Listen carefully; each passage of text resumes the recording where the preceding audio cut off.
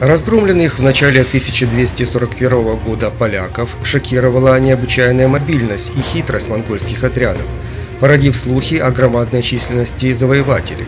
На самом деле в Польше действовала лишь малая часть монгольского войска. Их основные силы готовились нанести удар по Венгрии. Военачальники Батый и Субэдэй стремились разгромить венгерского короля Белу IV, прежде чем тот сумеет собрать большую армию. Успех кампании зависел от стремительности монгольского наступления.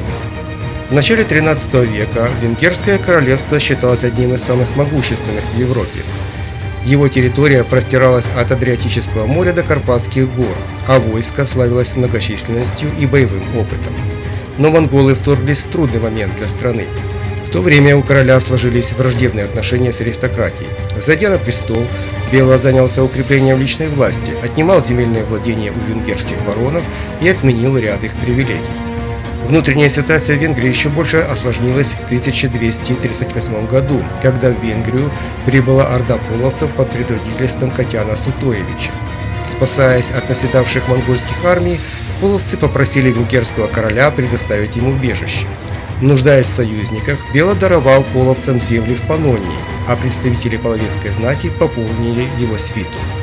Однако прибытие 40-тысячной орды в междуречье Дуная и Тисы означало превращение тамошних плодородных земель в пастбище с угрозой дальнейшего голода для местного населения. Избыток людей в регионе привел к весьма негативному отношению жителей Панонии к новым соседям. Венгерские бароны использовали народное возмущение в своих интересах, настаивая на изгнании половцев. Но опасность монгольского вторжения не позволила Беле дать согласие, он готовился к обороне.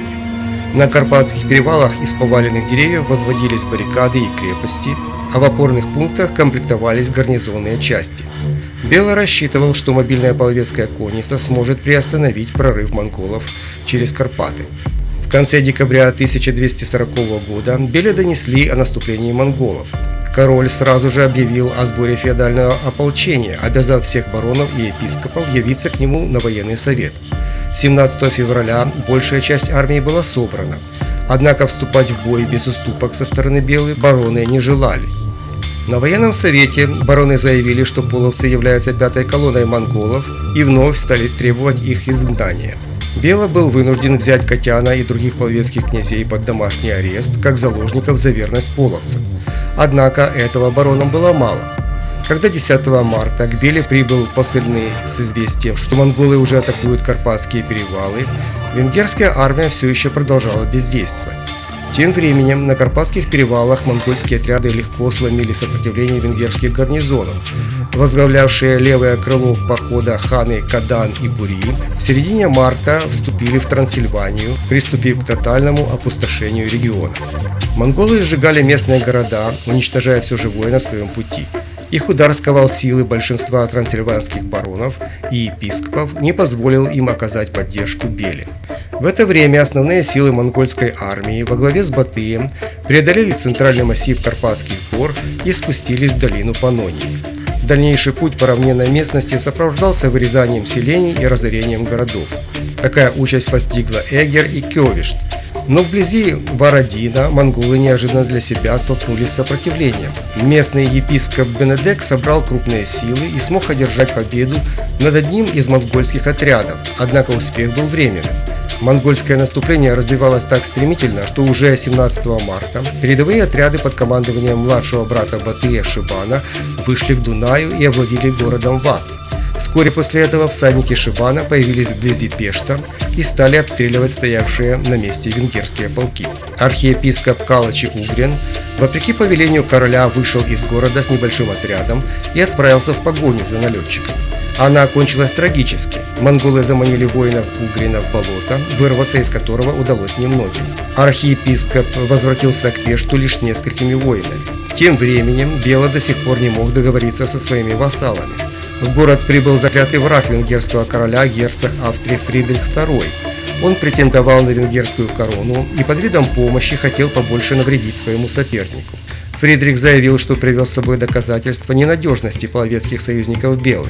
Оказалось, что по дороге в Пешт он разгромил один из монгольских патрулей, и среди пленных степняков оказалось несколько половцев. Фридрих принял участие в одной из стычек с монголами и на этом посчитал свою задачу выполненной. Под предлогом неразумности действий Белы IV он уехал обратно в Вену. Недовольные бароны решили убить предводителя половцев. Их люди ночью переправились через Дунай в Буту и ворвались в дом, где в заключении держали Катяна и других половецких князей. Катян не стал ждать расправы, он зарезал своих жен, затем совершил самоубийство. Когда новости о смерти князя достигли лагеря половцев, они пришли в ярость и напали на двигавшийся к Пешту отряд чанадского епископа Бульзо. Затем переправились через Дунай и в отместку за смерть Катяна стали опустошать сельскую местность и грабить венгерские города. Захватив много добычи, половцы повернули на юг и двинулись в сторону Болгарии. Самоуправство баронов лишило Белу ценного союзника. Однако впервые за несколько месяцев Беле все же удалось построить свою армию в боевых порядках под стенами Пешта. Вид многочисленной венгерской армии настолько поразил Шибана, что он спешно отступил, отправив Батыю сообщение о двукратном превосходстве противника. Почувствовав слабость врага, Бела с баронами устремились в погоню. Решительные действия Белы стали неожиданностью для монгольских военачальников. Даже после соединения с корпусом Шибана отступление сил Батыя продолжилось, а сам он провел 2 дня в усердной молитве.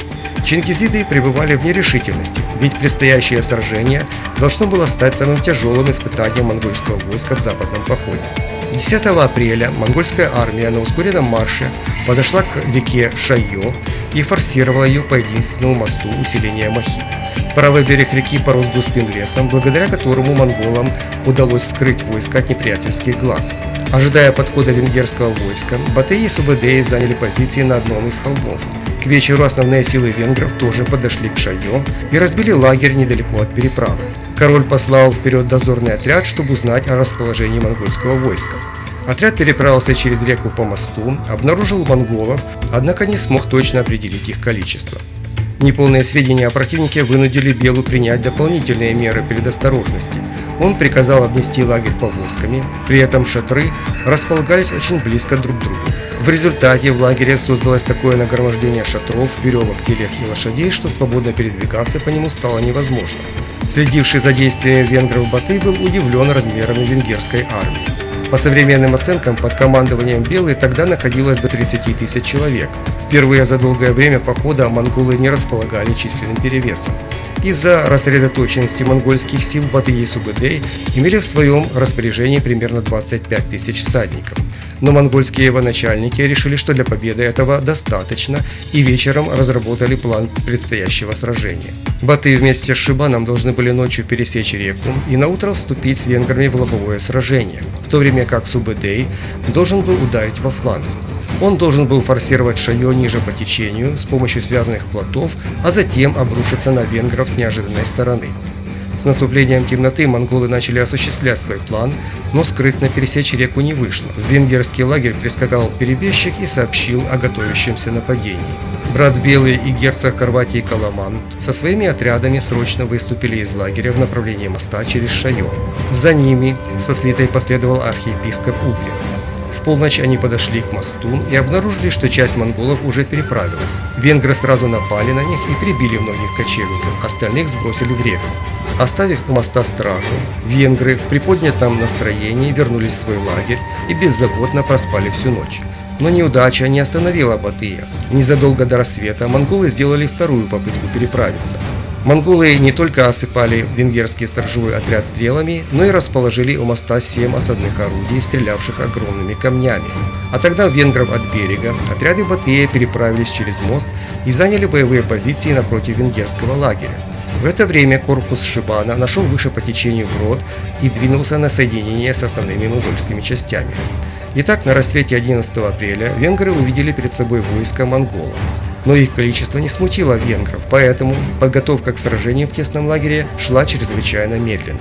Лишь Каламан и Угрин были готовы незамедлительно вступить в бой с неприятелем. При поддержке тамплиеров они смело бросились на вражеские отряды и вступили в сражение со всадниками Батыя. Венгерские рыцари храбро сражались, но из-за неравенства сил понесли большие потери и отступили к основным войскам. Когда венгерская армия наконец построилась в боевые порядки, утреннее солнце уже ярко светило. Король Бела приказал начать наступление, чтобы прижать войско Батыя к реке и ограничить возможности для маневра его конницы. Субэдэй в это время еще сооружал средства переправы ниже по течению реки, поэтому уже переправившемуся монгольскому войску предстояло вступить в бой со всей венгерской армией. Венгры достигли монгольских позиций и в лобовом столкновении с противником стали теснить всадников Батыя. Не имея возможности в полной мере использовать свою мобильность, монгольские подразделения понесли значительные потери. Особенно пострадали отряды в центре монгольской линии, куда пришелся удар Каламана и Угрина. На этом участке венгерские рыцари смогли частично прорвать ряды монголов вплоть до личной гвардии Батыя. После 2 часов ожесточенного сражения казалось, что под напором венгров монгольское войско скоро обратится в бегство. Однако в полдень отряды Субэдэя наконец прибыли на поле боя и с фланга стали осыпать венгров градом стрел. Картина боя кардинально изменилась. Теперь монголы перешли в наступление, а венгры стали отступать. Но повального бегства не произошло. Большая часть венгерского войска в потрепанном состоянии вернулась в свой лагерь. Монголы завладели инициативой, но Батый был недоволен тем, что фланговый обход занял больше времени, чем задумывалось, и это привело к значительным потерям.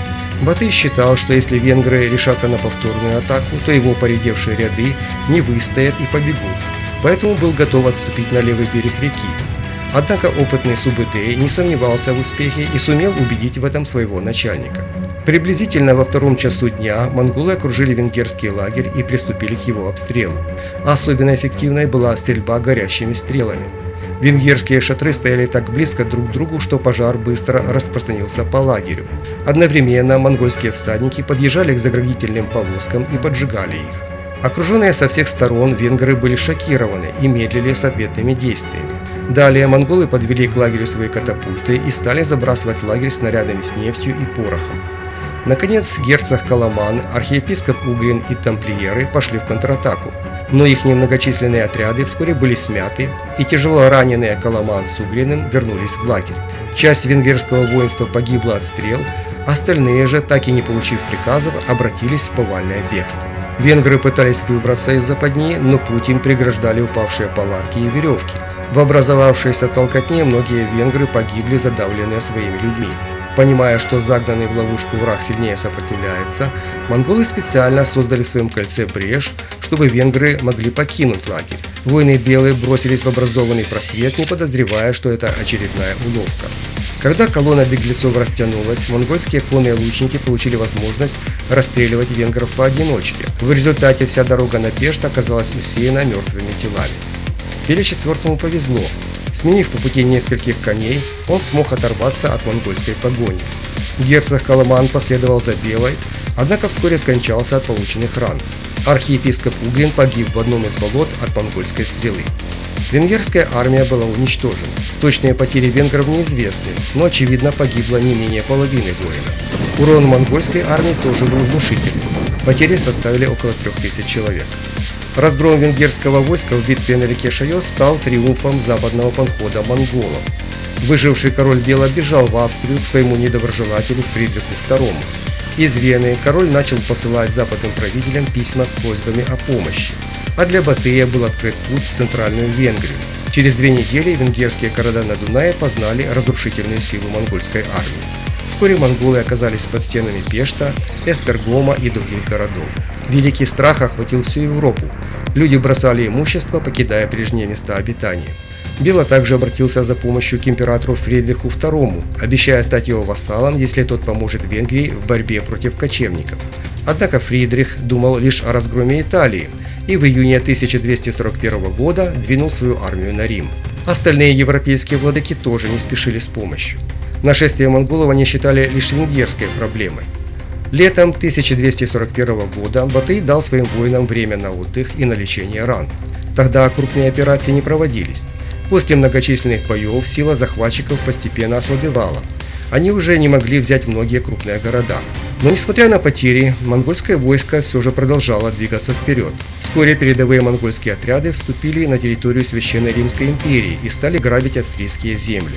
Однако в марте 1242 года из далекой Монголии к Батыю прибыл гонец и сообщил о смерти великого хана Угедея. Это обязывало всех чингизидов явиться в коренной Улус для участия в Курултае для провозглашения нового повелителя. Смерть великого хана стала удобным предлогом для отвода истощенных монгольских войск в степи. Монголы увезли с собой огромный объем награбленной добычи. Однако дойти до последнего моря, как завещал Чингисхан, им не удалось. А разоренные Польша и Венгрия так и не стали частью Монгольской империи, хотя грабежи их территории повторялись.